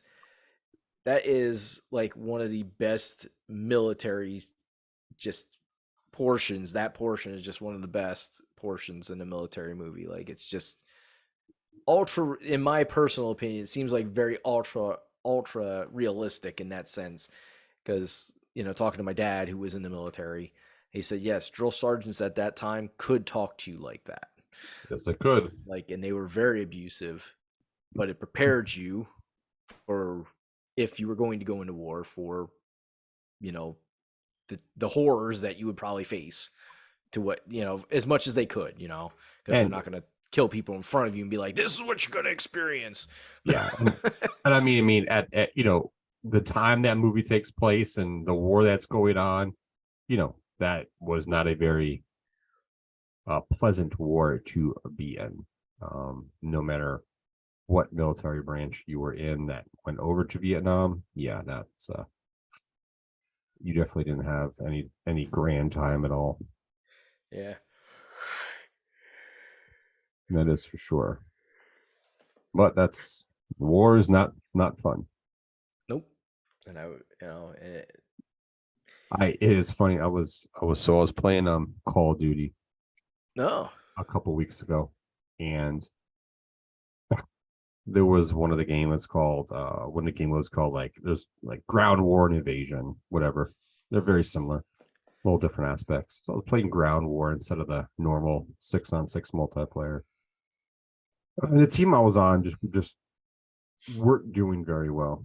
And your team started talking all this shit. And I said to the one guy, I said, yeah.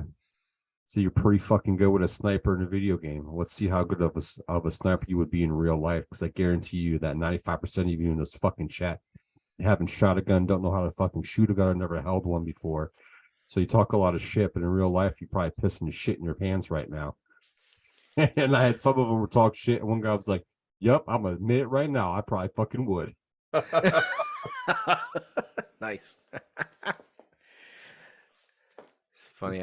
Talking about playing games. I downloaded on my PS4. I downloaded a game called Smite. It's a That's a semi-popular game. I have not Yeah. played that yet. it's what I guess they call an MMO. I forget what it stands for, but anyways, I like those type of games. But it's also hard playing with people that don't understand strategy, because those games are very much strategy based. Like, you can't just run around the board and hope for the best. There's a purpose behind everything. Like, there's certain characters that are junglers. They're supposed to run around, get all the power ups, and supposed to take out the weak characters, or your less defensive style characters, to help out with pushes and stuff like that. And Yep. then you got your tank style characters, which are high defense on magical and physical attacks, that are supposed to protect weak characters. And some people just like pick whoever they want to, and it's like, man, this is not gonna be fun. Like, we got like two archers, and we got one fighter and a jungler, and then we need a mage. So yeah, we got like no defensive characters here. It's like, no, this is gonna be bad. Yeah, definitely. So that's unfortunately one of those things. Yeah, I get that. I see that a lot because for my Xbox Game Pass, they have like game perks where you get like free content for specific games. Like, I always see a lot of shit for Apex Legends, like I can't think of the name of them. Little things that you can attach onto your weapons, different like weapon skins, Yeah. Skins or styles for characters, and like game perks where you click on it, you get the game code for it, and you claim it, and it downloads it to your game, and then you add it to your weapon or character when you go into the game. And there's always game perks for Smite all the time, and I'm like, man, I gotta fucking play this game at some point. I said, because they always have like free shit that they're giving out like for characters in that game. I was like, damn, I can have a shit ton of these right now. Well, yeah, like when I go on there right now, you can get skins for like GI Joe and Cobra characters. Yeah. And there's one other one too. Like, they're always coming out with stuff that for that. And I just recently started playing it, and I see all the different like stuff that they have. I think they got the Teenage Mutant Ninja Turtle skins or some shit like that. I'm like, Jesus. I did it the Transformers or some shit like that one time too, I believe. Yeah. So it's just a all these games that have those kind of things is just a way to invite more people to play, but also it's a kickback to the different companies that they have to pay royalties to have these different skins too. Yeah, I mean, Companies are making a shit ton of money off of these games that put all these different skins and stuff like that out that are a lot of these games anymore these days, besides something like Diablo or Zelda or Jedi Survivor, for the most part, a lot of games have microtransactions in them to buy extra content or to buy coin things, for whatever the terminology used for different types of coins for different games, to purchase extra content. There's a lot of games like that now anymore, and nice where they go, they make money off of it. And then how Smite does GI Joe, so Hasbro's like, all right, we'll let you license our GI Joe characters, these specific ones that you want, and we get 3% of whatever you make off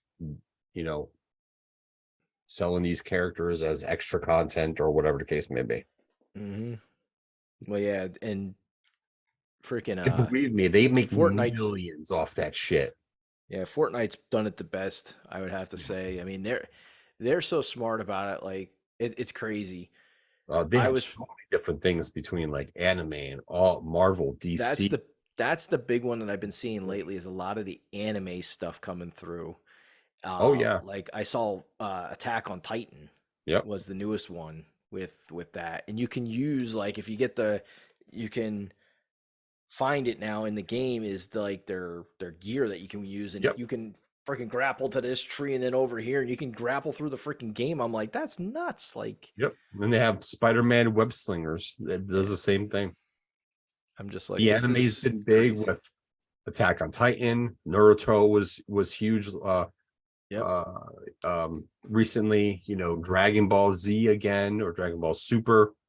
They just brought out Goku Black as a new character for a couple days after Goku Day, or DBZ Day, whatever. I think it was Goku Day, back in May. And then Star Wars stuff, the Star Wars content too.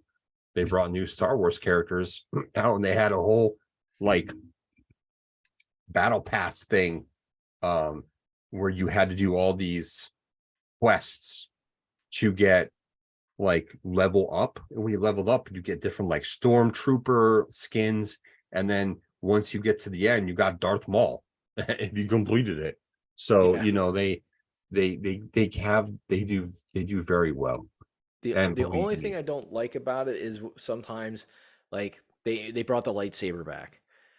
If you got the lightsaber, you were pretty much rocking everything in that game. It was unless you got sniped, because you can't get. But once you got within that close distance where you were like using shotguns and stuff like that, you could pretty much wreck shit up big time with the lightsaber. I mean, like, from time to time, yeah.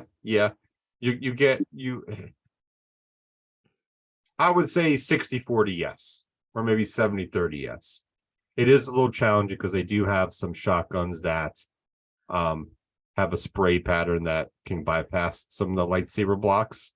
Believe me, I've gotten tagged with those fucking shotguns using the lightsaber, and I got pissed off. I'm like, I'm a goddamn Jedi Knight. How am I dying to a fucking shotgun when I have a lightsaber? But yeah, it is. Yeah, you can wreak havoc with those fucking things. Absolutely. Yeah, there was the one other one, like, until people figured it out, like you had the Kamehameha that you could like blow up a huge area and like take out people. Then people figured it out. As soon as you started hearing the Kamehameha, like, you just run for the hills, man. And you could get out of the blast zone. You hear it and the screen turns like dark blue. So it's like, oh, you're in the vicinity, you better run. But then they came out with another one, was like somebody's like God hand or punch hand or something like that. Yeah, that was for Naruto. Yeah, that was the one Naruto had. but there was no getting out of the way because you didn't know where that was going to actually hit. You heard the noise, but there was no way that I could figure out to identify like where it was hitting and who it was coming after. Yeah. Like That you was a just little bit hope more- for the best. That one was a little bit more challenging. One of the things though with either one of those though is that the weak spot for those is you can just sit there and it takes several seconds to do the wind up for both of them. So if you Yes. had a sniper or a DMR, you would just sit people, they kind of figure out, oh, you're up in the air and people just start shooting at you in the air as you're doing it. And if you didn't get it off in time before you got knocked, yeah, you can get knocked from that. But yeah, they do very well with selling characters and having playable characters, which is cool. Well, yeah, What makes the game thrive, really. Yes, because that's what my son, when he goes on there, he's like, I really want a new skin. I'm like, oh boy, here we go. Hey, you know what's funny? There's a lot of skins. I have a decent amount of skins on Fortnite, not like a lot of the kids do these days, and they've been playing from like season 1 and whatnot. But to be honest with you, there's some skins I've bought because I like the benefits DC or Star Wars. But at the end of the day, I took all my skins and there's just the skins you win and you do quests and you get extra stuff, battle pass stuff and all that. End of the day though, I have a favorites tab and that favorites tab has like 10 skins. And I legitimately only use like 10 out of 80 skins that I have because these are really the only ones I really like to use. Yeah. Some of them have gotten the battle pass or done quests to get stuff and whatnot, which is cool, but it's not a skin that I like to play with for whatever reason. I just have like my 10 and I just roll with those 10 every single time. Yep, I get that. But yeah, no, I mean games are special anymore, man. They really are. Speaking about video games, XP League, I find it very interesting. So, XP League, which I know you are coach of, Yes. I found out that you can do franchising of you can be an XP franchisee. I was like, well, $35,000. I was like, that is very interesting. Like now, like that's how big, like it just gives you a little bit more perspective for anybody that, that's listening and wants to get into, gaming. It's it's even bigger than what I thought it was. Like I knew it was big, but I didn't realize It's like totally big. like that these pro gaming companies now you're able to franchise and start your own franchise of XP Gaming League. It's very, very interesting. So XP League is one of the cheaper franchises that are out there. It's 35,000. I've looked into us. I've actually thought about creating an LLC and then finding out how to, I mean, I don't have $35,000, but finding out how to go about getting that in a partnership with somebody else. And somebody at my work is a gamer too and very interested in it as well. Yeah. So you get like the company that I don't want to say owns, but XP League's under a certain like umbrella company, and that company also does Urban Air and some other things as well. But yeah, they just opened 5 new franchises in the league. So there's 5 new franchises that have Fortnite players, Apex Legends players, Valorant players, Overwatch players, Rocket League players that are new to the summer split, what they call it. So, today was the first day of summer split. So besides my 3 Fortnite teams, I have now taken on a Apex Legends team. So I'm coaching Apex Legends as well this season. So I got 4 teams. So it's one of those things where, Apex is starting to, grow a little bit more, and there's some new Fortnite teams. So we have like all these different times now because we have so many Fortnite teams. It's crazy. And Valorant's getting a little bit bigger more popular with teams. But dude, there's several teams in Canada, and there's teams all over the US. Like there's a list of cities and whatnot that have, like, mine's the Triangle, and we have 2 locations in the Triangle area. We have Cary and then Holly Springs. I'm sorry, Wake Forest and Holly Springs. But some of the other places have multiple locations within, like, just randomly saying like Dallas, Texas. So there's a lot of franchises all over the place. And some of them, like the ones here, we use Code Ninjas as the place for us to have the league, which Code Ninjas is like where the kids learn how to do like basic coding and create apps and games. And then there's some franchise owners. There was a guy, I think it was in Texas somewhere, where he got a franchise, but then he found a building in like a shopping center area, strip mall place, that was for lease. He leased it, and then like he renovated the whole place. So like the inside of it looks like he made the atmosphere for these kids, make it feel like they're every weekend they're playing, or like a real tournament. Like he has it set up in such a professional way with the lights and all the stuff. Like it's really, really freaking cool. So, you can do different things with it, but yeah, it's super popular. Darth Pat, is there anything you want to talk about, sir? You've been so quiet, it's been creepy. No. No. Okay. Very talkative, folks. He's usually the guy that talks all the time. We can't get him to shut up. Yeah, I'm getting over being sick, since like last weekend. So yeah. Don't got a lot to say. Well, that's no fun, bro. I mean, I didn't really watch a lot of wrestling this week. I didn't watch the AEW pay-per-view, which, I did. sounds like a lot of it was mediocre at best, and just sounds like It was average. they can't really help themselves but do ridiculously stupid things. So it's like I may have just about thrown in the towel with them. I don't know. It's hard to say. Because, I mean, like I said, I didn't really see Dynamite this week, but I think I was like kind of like going in and out of sleep, because most days when I got home from work this week, I was just like, I just want to lay down and not be bothered with anything. So I think I had it on, and as I was like going in and out of sleep, whatever I was hearing about it, I was like, this is how they follow up a pay-per-view.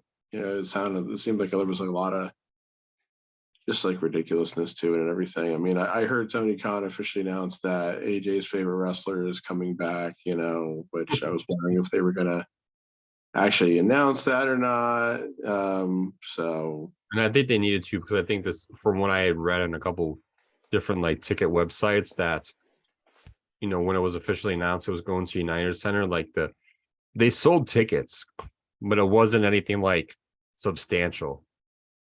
It's not sold out. Like they had sold, I think maybe like a little over 4,000, close to 5,000 tickets, but nothing where I think people are getting excited about. So I think, unfortunately, he was like, all right, let's not do a surprise. Let's just be like, all right, CM Punk's coming back. Because then the Chicago fans would be like, all right, Punk's coming back. Let's buy tickets and see what happens. Yeah, I did see the ratings for this week's Dynamite were higher than they had been in some time now. I don't know if that's just because it was, after the pay-per-view, or because people thought that he was going to officially announce Punk's return. I really don't know. A little hard to tell with that within the span of just like a 1 week show. Yeah. If if the ratings go back down to where they've been, like the mid 8s next week, then maybe we would be able to just attribute that up to Punk's announcement. But I don't know. We'll see. It's just pretty much everything that I'm complaining about that company is, really what they still doing. Like they're not progressing. They're not taking steps forward. They're not giving people reasons to keep coming back to watch it, really. So, it's a weird thing right now. It's like They're getting another show. Great. I mean, maybe. So It's up in the air. It's a toss up. yeah, it's just really kind of hard to figure this company anymore. So Yeah, WWE, sometimes it feels like they are all over the place. yeah, WWE is just off doing their thing. I mean, I read a lot of things that made it sound like that Night of Champions was a good show, but of course, I would never know because I never fucking watch it. So yeah, it's too bad that you're going to put on a good show for a country that's paying you a shit ton of money to overlook their massive problems. So Yes, very true. Very true. Well, I'm all talked out. Go figure that out. I don't know. Well, if you must say you are all talked out, sir. I'm all talked out. I'm pooped. I'm tuckered out. Need some old school language there. Don't know why I just said that. Never mind. Then I guess we'll just end the show. And we'll say thank you to everybody who tuned in on Twitch, on Facebook, wherever you came to find us and enjoy our banter and shenanigans. Shenanigans. We appreciate it. And